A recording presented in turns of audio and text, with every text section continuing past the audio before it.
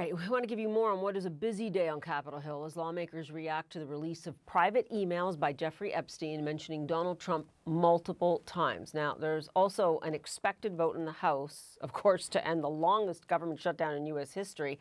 It's been 43 days since Democrats and Republicans allowed funding to lapse. CNN's Manu Raju spoke to Democratic Congresswoman Alexandria Ocasio-Cortez about the compromise reached by some members of her own party.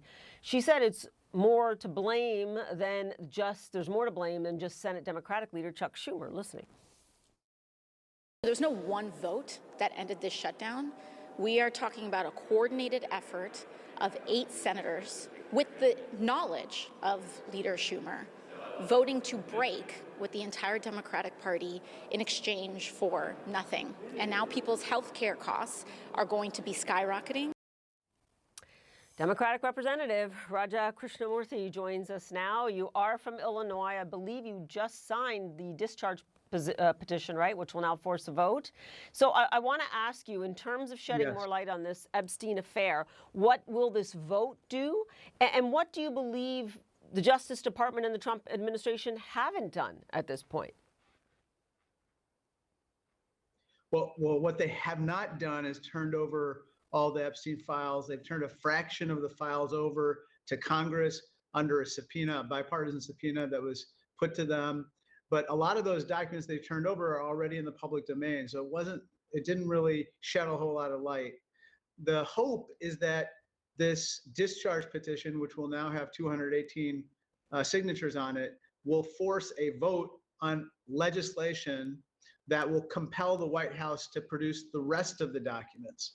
And, quite frankly, we need to get the rest of the documents for at least 2 reasons. One, to do justice to the survivors, the 1,000+ victims of the child sex trafficking ring led by Epstein.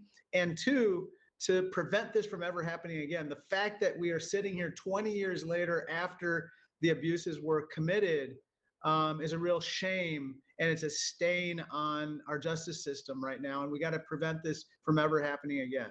Now, with you on Capitol Hill, there are some survivors who are looking at all of this and wondering when that full disclosure will happen. I should say that Carolyn Leavitt, the White House press secretary, just said moments ago that the Trump administration is being fully cooperative and transparent.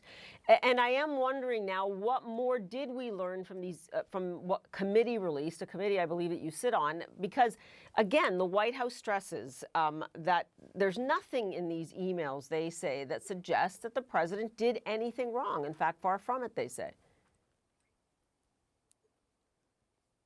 Well, I think that the production from the Jeffrey Epstein estate is illuminating. It's disturbing. One of the emails says that Trump knew about the girls. This is an email from Jeffrey Epstein. Another email says that Trump spent hours with one of the victims in Jeffrey Epstein's house. A third email talks about how basically Jeffrey Epstein has leverage or potentially has leverage with regard to Donald Trump because Donald Trump had been on his plane, the Lolita Express, had been in his house where all these horrors took place. And Donald Trump, of course, has denied all these things to the rest of the world. So for that reason and others, we need the full production of the Epstein files again. Now, Congressman, I do want to point out that Virginia Giuffre herself has said that she did not see the president do anything wrong when she was at Mar-a-Lago. And this suggestion of the girls could, in fact, be innocent, meaning there were young women lawfully employed at Mar-a-Lago that, Epstein might have been talking about there. That doesn't necessarily imply any guilt. So I ask you again, what are you looking for from the Justice Department itself? Because they continually say everything's already been released that needs to be released. Well, that's completely false. Look, if there's nothing to hide, then produce the rest of the files. That's all they have to do. It'll take them a day and just produce them, and then let sunshine come in and basically allow the public to see what's in those files, along with Congress being able to continue its investigation. And in fact, that is not happening. And in fact, there's a reason. Yeah, and in fact, as you say, the survivors themselves, that is what they want and what they've been calling for years now. I do want to go to the topic of the shutdown and the lingering fallout over this, because the division in your party is clear. We just heard from your colleague, Ocasio-Cortez, and she put it plainly, right? She blames the dissenters in the Senate, and she blames Chuck Schumer. So what do you think will happen here with your party? Because it's not a good look at this point in time. I'm assuming you do not back the compromise in the Senate here. No, I don't. And I'll be voting no today.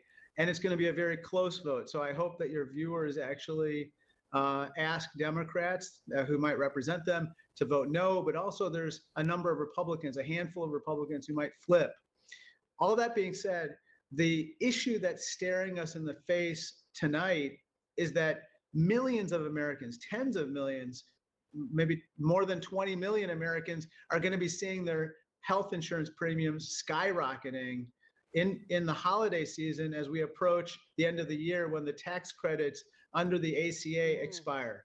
These tax credits are vital because if they expire, not only will people's health insurance premiums explode, but 4 million Americans are expected to lose their health insurance altogether.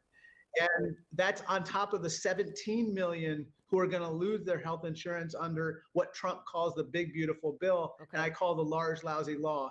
So we're seeing a catastrophe befall our healthcare system. We will wait in the coming hours to see what happens with that vote. I thank you in the meantime for your time on what has been really a few hours now of late-breaking developments. Appreciate it.